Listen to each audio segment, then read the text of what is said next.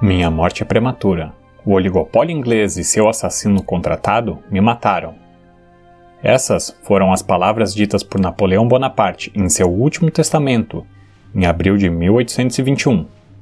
Bonaparte, um dos estrategistas mais talentosos da história, mal sabia que essa frase e outros acontecimentos despertariam a imaginação das pessoas a respeito de seu fim. No dia seguinte à sua morte, ainda sob custódia britânica, em 5 de maio de 1821, 16 observadores compareceram à autópsia, sendo 7 médicos.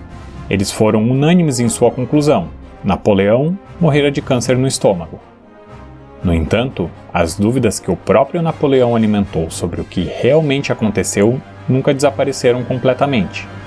Teria o governo britânico apressado sua morte? Seus rivais franceses derramaram veneno em seu vinho? Foi realmente Napoleão quem morreu em Longwood House em maio de 1821? Eu sou Leandro Lusa e o vídeo de hoje vai falar sobre o possível envenenamento de Napoleão e sua consequente morte. Se você gostar do vídeo, não se esqueça de deixar o like, se inscrever no canal Profissão Químico e ativar as notificações. Napoleão nasceu em 1769, em uma família italiana de recursos modestos da Córcega, uma ilha mediterrânea que havia passado para as mãos francesas um ano antes de seu nascimento. Em 1811, Bonaparte já governava 70 milhões de pessoas e dominava grande parte da Europa. 4 anos depois, seus sonhos dinásticos políticos, imperiais e militares foram destruídos e ele foi exilado na remota ilha de Santa Helena, no centro-sul do Oceano Atlântico. Lá, ele e sua família viveram em uma vila chamada Longwood House, até a morte do ex-imperador da França.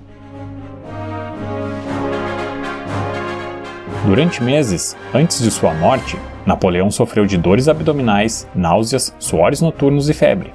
Quando não estava constipado, tinha diarreia. Perdeu muito peso e reclamava constantemente de dores de cabeça, pernas fracas e desconforto sob luz forte. Sua fala ficou confusa e, nessa altura, suas gengivas, lábios e unhas eram incolores. Ocorreu-lhe então que estava sendo envenenado, mas provavelmente por causa da sua confusão mental ocasionada pela doença, ele decidiu que tinha a mesma doença que matara seu pai, câncer de estômago, e que toda ajuda médica seria inútil. Em 4 de maio de 1821, ele perdeu a consciência, e no dia seguinte, a notícia de que o grande homem havia morrido causou um choque mundial, e as perguntas começaram a surgir. A primeira pessoa a criar uma teoria sobre a morte de Bonaparte foi aquela que se tornara seu médico pessoal, o irlandês Barry O'Meara, que havia sido cirurgião no navio HMS Bellerophon, o navio que recolhera Napoleão quando ele se rendeu, depois da Batalha de Waterloo. O'Meara cuidou do ex-imperador por 3 anos, até fazer a explosiva afirmação de que o governador britânico de Santa Helena, Sir Hudson Lowe, teria ordenado que ele abreviasse a vida de Napoleão. Como esperado, O'Meara foi demitido depois disso. Lowe era o sujeito perfeito para desempenhar o papel do vilão britânico, que é a versão que entrou para a história e não por acaso a versão que provavelmente Napoleão queria que o mundo acreditasse. Napoleão tinha um plano muito astuto para escapar de Santa Helena. Ele alegava que o clima local o estava enfraquecendo fatalmente, e para isso usou a autoridade médica do Dr. O'Meara como amparo. O'Meara apoiou suas alegações. Em 1818, ele acusou o governador Lowe de tentar apressar a morte de Napoleão, e em 1822 publicou um livro no qual afirmava que o governo britânico estava determinado a eliminar qualquer possibilidade de outro retorno napoleônico.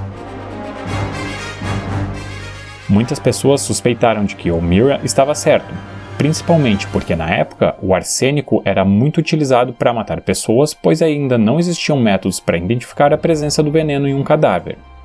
Então, cerca de 100 anos se passaram até que a história fosse retomada de onde O'Meara havia parado.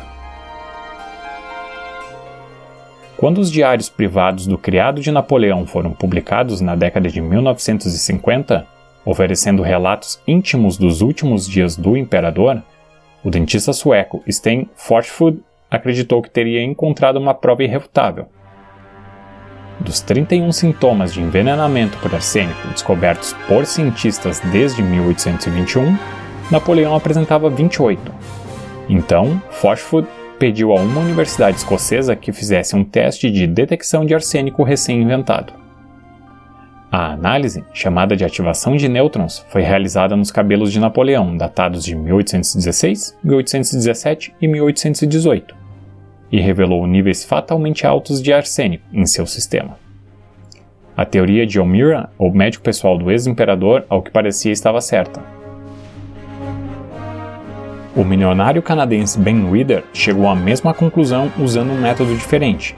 Convencido de que Napoleão havia sido assassinado, Weider revisou, em busca de pistas, as inúmeras memórias escritas por aqueles que moraram na casa de Longwood. Ele e Forcheford coletaram evidências relacionadas aos sintomas e que estavam descritas nessas memórias. Com base nisso, e nos picos da absorção de arsênio mostrados pela nova análise química, eles acreditaram possuir evidências de que doses da substância venenosa foram administradas em intervalos regulares ao longo de vários anos.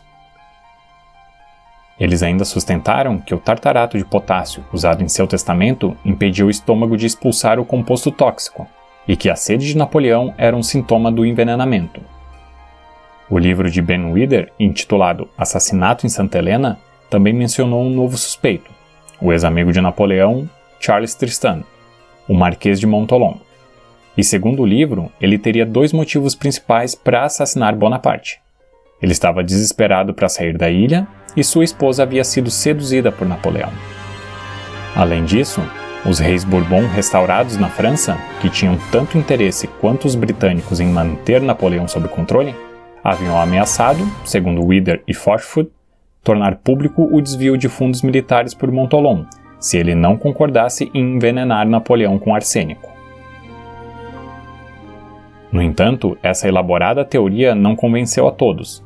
Mesmo que o arsênico fosse a causa da morte de Napoleão, isso não significava que alguém teria matado o ex-imperador francês com essa substância. Na década de 1980, o debate sobre envenenamento tomou uma direção diferente. Napoleão poderia simplesmente ter absorvido o arsênico do ambiente ao seu redor. Qualquer casa do século XIX estava saturada de arsênico. Cosméticos, tônico para cabelo, cigarros, cera de lacre, panelas, repelentes de insetos, veneno de rato, cobertura de bolo. Tudo continha arsênico, quase tudo era tóxico. Quando um químico da Universidade de Newcastle fez um teste com um pedaço de papel de parede de Longwood, roubado por um turista ainda no século XIX, ele descobriu que gases venenosos exalados por um mofo crescendo atrás dele poderiam ter contribuído para o declínio fatal de Napoleão. Pesquisadores compararam os cabelos do filho de Napoleão com sua primeira esposa, a Imperatriz Josefina, com os de 10 pessoas vivas, e concluíram que os europeus do início do século XIX tinham até 100 vezes mais arsênico em seus corpos do que uma pessoa viva hoje em dia. Mas aqueles que estavam convencidos de que Napoleão fora assassinado não aceitaram essa hipótese.